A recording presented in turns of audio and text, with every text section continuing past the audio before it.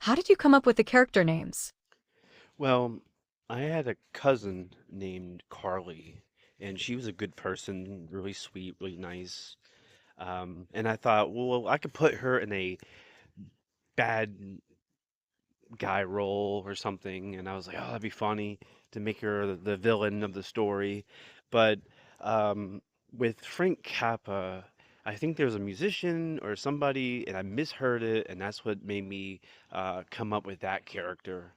It always stuck in my head, my mind for like 5 to 10 years. I don't know how long it's been, but it's always been there. I'm like, I'm going to use that name someday. How did you come up with the name for the book?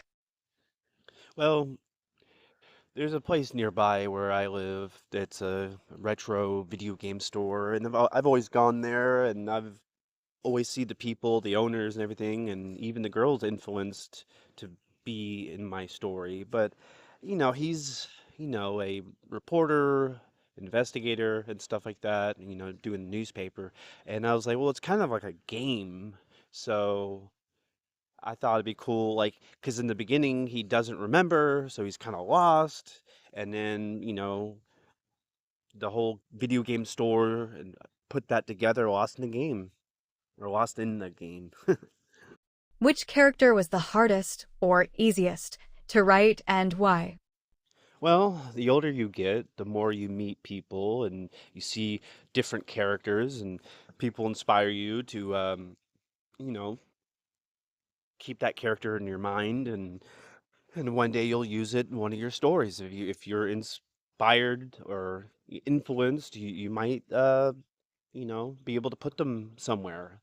Uh, you meet a lot of people through life, and yeah, you could put them anywhere in your stories as long as you have a good idea. And Frank Cappa, like I said, has always been in my mind. I always wanted to use him somewhere, somehow. And my cousin, she's a a big influence in my life, and she's very entertaining and very inspirational. And so I was like, I'm going to put her somewhere. But yeah, it's pretty easy. It's not too bad. You'll get inspired. How much of the story is based on personal experiences? I mean, everything is personal as a writer.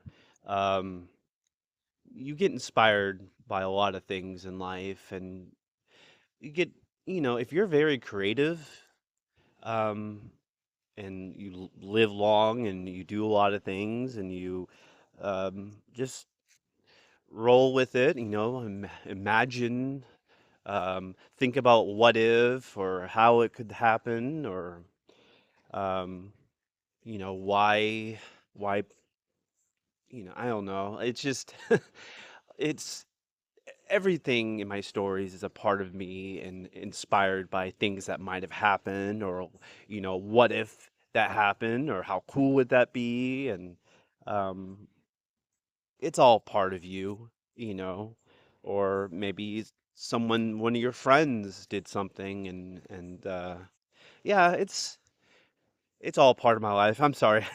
I don't have a great answer on that. It's all personal to me. What message or theme do you hope readers take away from this book? I just hope it's entertaining. I hope they enjoy it. I mean, it's just a little story, and I thought that would be a fun thing. I mean, it's kind of based on, what's going on in the news, with the trafficking and people doing sketchy things, and what is he thinking, like what's going on in his world, being an investigator or being a reporter, and friendship, and hopefully maybe people also want to play, more retro video games or something. I just hope it's very entertaining, and I hope they enjoy it.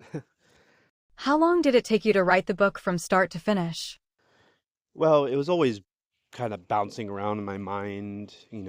I kind of I kind of write it in my head, and I just keep thinking about it, because if you have a good idea, it'll always be there. If you forget it, then it's it's not important. It's not that great. But if you have a good idea, a good story or something, it will always be there. And so it's been my mind for at least like, I don't know, 5 years. I don't know, it's been a while, but it's always been there. And it took me like not even a day to write it out because it was already written in my mind. I just had to put it together and get it on the paper. So, yeah, I mean, it didn't take that long, but like I said, it's always been there. I kind of go through life writing things in my head and just throw on the paper and hope people enjoy it. How do you deal with writer's block? Well, I don't really believe in writer's block or anything. I sometimes you just are not so creative, you're not really inspired, but I don't really believe in writer's block. I just sometimes you just gotta, do something else for a while until you get inspired again to be able to write something. Did you research anything specific for this book? I feel like as a writer, you're kind of always researching, you're always learning something, maybe something you saw on the internet, maybe something you saw on videos. Yeah, I mean, sometimes I go in and research to make sure that I'm not messing up. You know, I did a little bit of research for Frank Cappa with the newspaper because I don't read the newspaper. I don't think a lot of people do nowadays. It's all Twitter and TikTok and Facebook and stuff like that. So, I a little bit of realistic things in it, and yeah, some of it is not doesn't make sense if you really think about it. Um, why? How did he know so fast? And why is he doing this? And what's going on? But it's just a fun story. It's just something I thought of, and I was like, oh, I'm gonna just put it out there and hope that people enjoy it. So, yeah. Thank you, Joshua. It was nice interviewing you, and keep up with your amazing stories. Thank you, Jennifer, for asking the questions and stuff. This is kind of fun to kind of talk. I'm not really good at this. I don't really. I'm kind of a quiet person. I'm not really out there, on the internet and talking to people and doing a lot of interviews. But yeah, this is kind of cool. I'm glad we got to do this, and I hope people will check out my book, Lost in the Game, and I hope you enjoy all the other stories I make. Thank you.